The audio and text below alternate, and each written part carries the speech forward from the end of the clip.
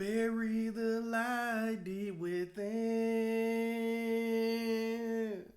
Cast aside, there's no coming home. We're turning chaos to the wind.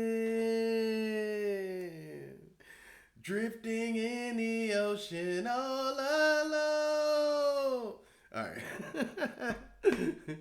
What up, y'all? This is Nightmare Baller 1, Nightmare Comics 1. And most of this is a Blue Moon Extra, and most of this will be about Devil May Cry. If you have not seen Devil May Cry, leave now. I'm going to spoil, and I'm going to talk about plot elements. I'm going to talk about things that I liked, the little bit that I didn't like. By the way, I loved it just ahead of time. Um, Let me talk about my background a little bit with Devil May Cry though. Devil May Cry is one of my favorite action series of all time. Like in terms of video games, it is one of my favorites. It is like, in terms of it's type, like in the genre that it's in, I think it might be my favorite. Honestly, I think I love it so much. And what I love about it has nothing to do with the story. I've seen people upset that, oh man, they made all these changes to this, and that. The thing they did with the demons, making Devil May Cry political. Like, bro, who, honestly, straight up, Devil May Cry 3 is considered by a lot of people the best of the series, right? And it probably has the best story, but it's still not a very good one. You know what I mean? Like the Devil May Cry is not known for its storytelling or its rich.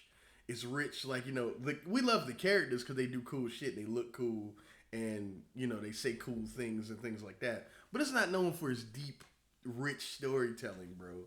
So I felt like anything they did with this show, because you have to tell a story in a visual format more so than what those games are built on.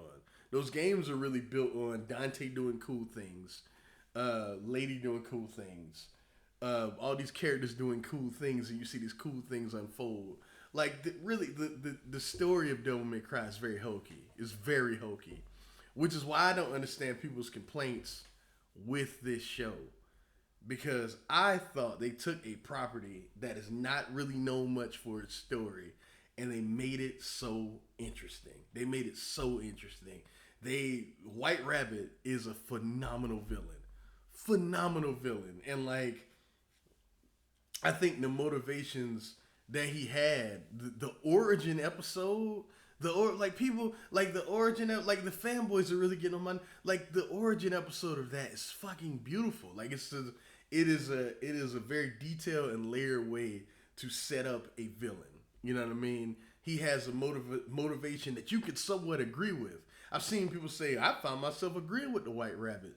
You probably should, because there's no real good guys here. That's what the show is telling you. There's no real good guys. I've seen people complain that Dante was an idiot.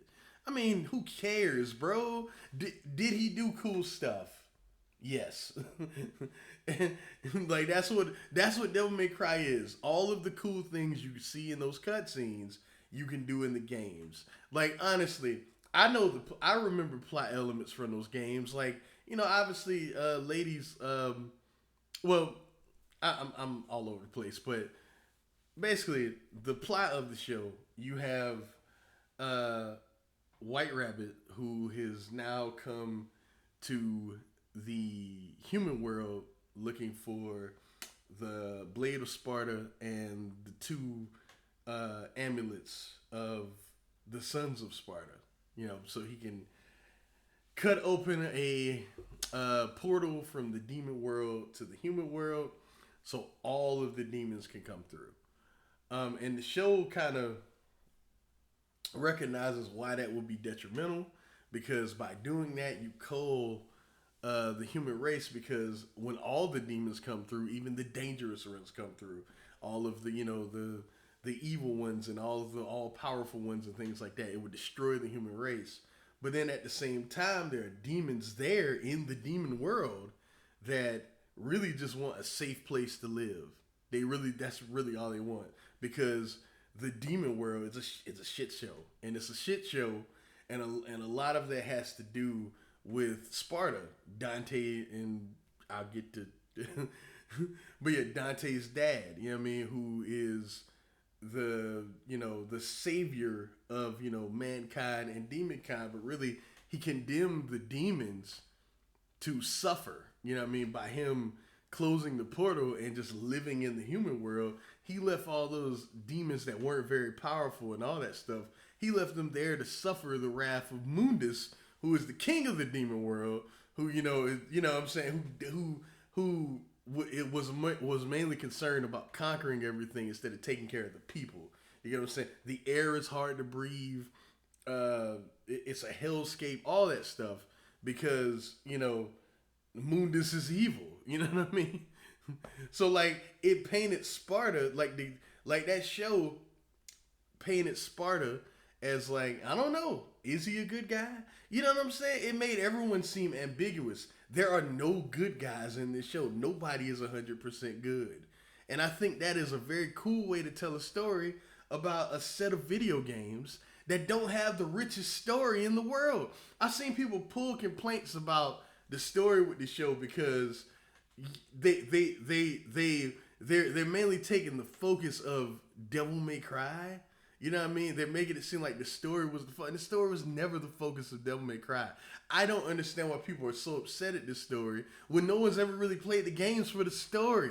Where has this come from all of a sudden? Like, seriously. Oh, God. Got a bit of a cold, y'all.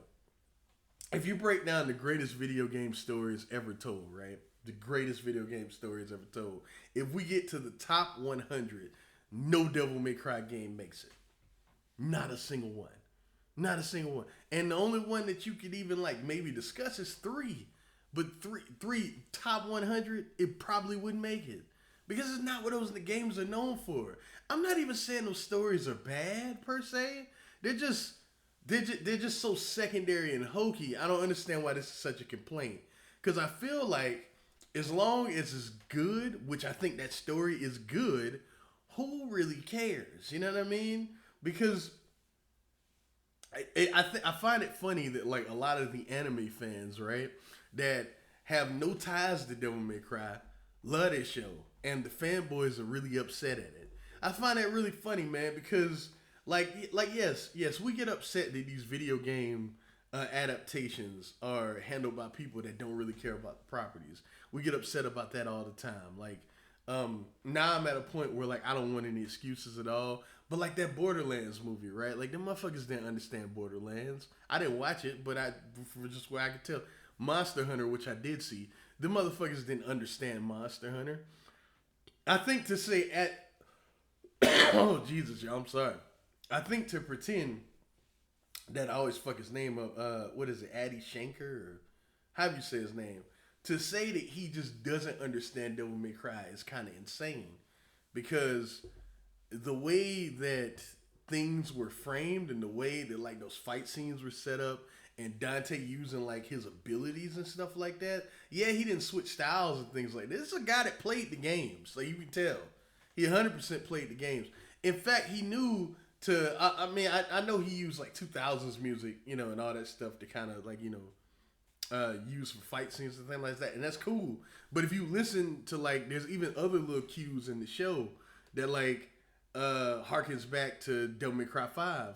Like when Dante finally uses the devil trigger in the show, you hear in the background, bang, bang, bang, pull my devil trigger. Like it plays in the show because that's the music you hear in Devil May Cry 5. That's Nero's fight theme. You know what I mean? There's at the end of every episode, what's it called? Devils Never Cry plays. And bless me with a leaf off of the tree. That's Devils Never Cry.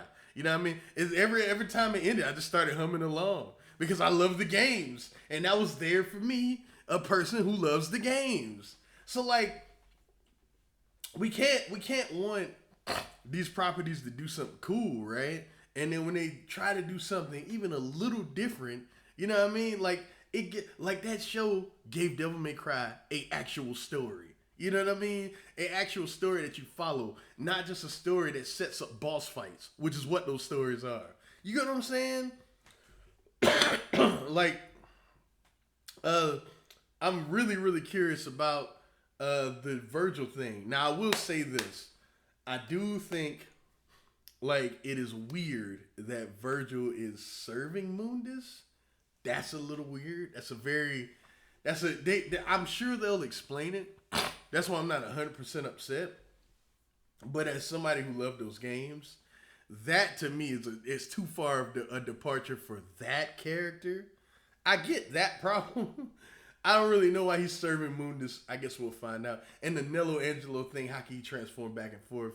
Maybe they'll just say that like Nello Angelo is his devil trigger. You know what I mean? Which I'm alright with. I'm fine with that. You know what I mean? I'm totally fine with that. But I guess we'll find out. One complaint that I've seen a bunch is Lady. Let's call it Mary. People say she curses too much and all this other stuff. True. I will give you that. Even the way like she's handled a lot of times just makes her seem like a stereotypical strong woman character, right? But which is cool, but like she was almost like that in 3, in my opinion. You know what I mean? But I've seen people say she's in 3 she's a lot more flawed, and you know why she's like that and things like that. I would argue the same applies here. Like that girl is damaged. She saw her dad fucking kill her mom and then turn into a demon himself and then set the whole fucking house on fire. Obviously she's hardened now. They even had like the thing, the fucking, which demon told her, was it White Rabbit? I can't remember. I believe it was White Rabbit. Told her like, oh, just like, you know, Darkcom recruits orphans like yourself who've gone through shit, who are broken people to get to do, you know, their bidding. It's the same deal. It's the same deal, bro. I don't. It's just a different. Like she's still Lady. It's so weird, bro. I don't understand the complaints. Y'all look. I would be with you guys if everybody hated this. You know what I mean? But we can't, like, if it's good, we have to call it good. Yeah, did they take liberties with Devil May Cry? I get sure. But the tone of the show is Devil May Cry. The action scenes are Devil May Cry. The way it plays with music is Devil May Cry. The show is Devil May Cry, but this time with a story. Do you get what I'm saying? Like I don't understand how people. I did not expect this. That was my thing. I did not expect people to get so defensive about Devil May Cry's story. Of all the things in that game, the story. Whatever, man. I think the show is incredible, though. I think the voice acting is amazing. It took me aback to hear Kevin Conroy's voice. Like, yeah, like it took me aback to. I know it's somebody else, like for a couple like scenes in the show and like a few episodes, because obviously he didn't get to finish all his lines. R.I.P. to Batman. Like, you know, Kevin Conroy is one of the greatest voice actors of all time. But that took me aback. I think Johnny Mbash is a really, really, really good Dante, even though they couldn't get the original guy whose name escapes me right now. He did a good job though. I didn't feel like I was listening to somebody that wasn't Dante.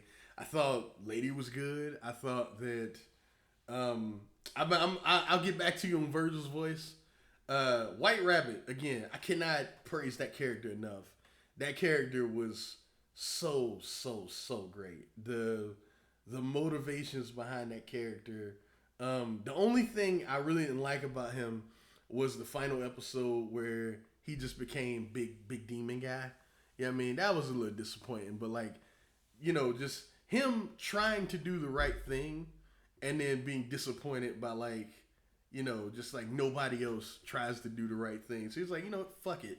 Fuck these people. And plus Darkcom ruined my life. So fuck them too. You know what I mean? Just 100% understood why he broke and became what he became. Just like I 100% understand how Mary / Lady became what she became.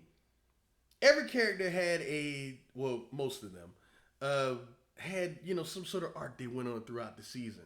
And I know people said, well, Dante was kind of hollow. Dante's arc was embracing the fact that he was a demon. Because in this, Dante didn't know he was a demon because he's stupid. And I'm all right with making him stupid because in this, he's clearly young. And I imagine we'll see his journey to become the Dante that we saw in the first Devil May Cry. You know what I mean? The hardened, demon hunter. I think people are overreacting, bro. I love those games. I love those games. I'm not even somebody that's like, I kind of like, no, I love those games. I even like two. You know what I mean? I love those games, man. I don't understand. I was actually gonna, God, y'all, this cough. I was actually thinking about putting up some footage of me doing Bloody Palace on here, but I don't feel like doing that right now. Plus, I hadn't played that game in like 2 years, so might not go exactly how I wanted to go. But in my prime, I was gangster at Devil May Cry 5. That's the only one I was really, really good at, though. But yeah, man. But I love those games, man. And if you're somebody who likes those games, right? Think of it as Devil May Cry in an alternate universe. Think about it as Elseworlds Devil May Cry, and not in the way that like DMC Devil May Cry was. Like do you like that there is an example of them just doing shit differently just for the sake of doing things differently. Like, what do you remember about that story? You know what I mean? Like even like that game was like, we're setting up these cutscenes to get to boss fights. You know what I mean? Virgil's characterization. Think about how he was in DMC Devil May Cry. Think about how Dante was in DMC Devil May Cry. Like the complaints there, 100%, because that shit was not Devil May Cry. Even the gameplay was barely Devil May Cry. You know what I mean? Even the gameplay was barely Devil May Cry. This is an adaptation of Devil May Cry. You know what I mean? Just think about it. As I said, Elseworlds, Devil May Cry. What if Devil May Cry? Think about it like that, because that's how I thought about it, and I ended up loving it. You know what I mean? I recognized the references. I understood what they were going for, and I just followed the story, man. I just followed the story. Is good. It is good. It's just people are so beholden to the lore and the story of Devil May Cry of all things. I don't understand. My boy Adam told me, he said he wanted me to do he had a question for me about if Marvel had the X-Men and Fantastic, all the Fox and Sony properties, and I guess the Universal properties before they had all the MCU stuff, like, just taking out the Avengers and stuff. If they had that first, how would it have gone? He made it harder because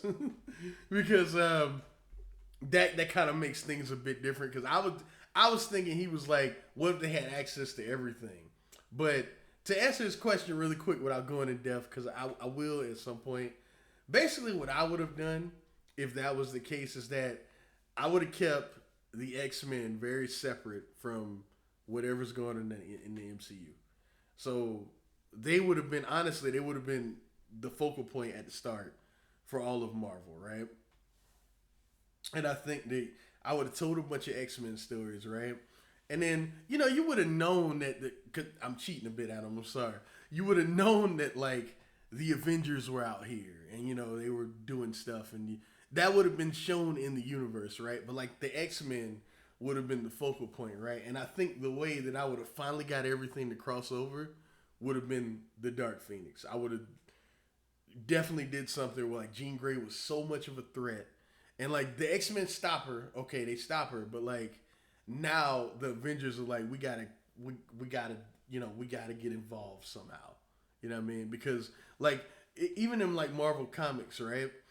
Like, for years and years and years growing up, when I was growing up, the X-Men felt like a very separate entity from all the rest of that stuff. Like, they rarely interacted. Like, we know that Wolverine fought alongside, like, Captain America, but they rarely interacted in, like, the modern day because their struggle was so different from, like, what the West Coast Avengers were doing, and then what like X Force was doing. You get what I'm saying? There were times where there would be crossover, but they were so separate. That's why I was like, I'm not really big on like the MCU getting the rights to X Men and all that stuff because they're gonna try and just cross over everything, and there's really no need to do that because the struggle and the stories are just different. You know what I mean? Just the vibe of X Men, all that stuff is just different. It's just all just different. You know what I mean? But I'll talk more about that at a later date. But I just wanted to talk about Devil May Cry mainly, and I'll holler at y'all.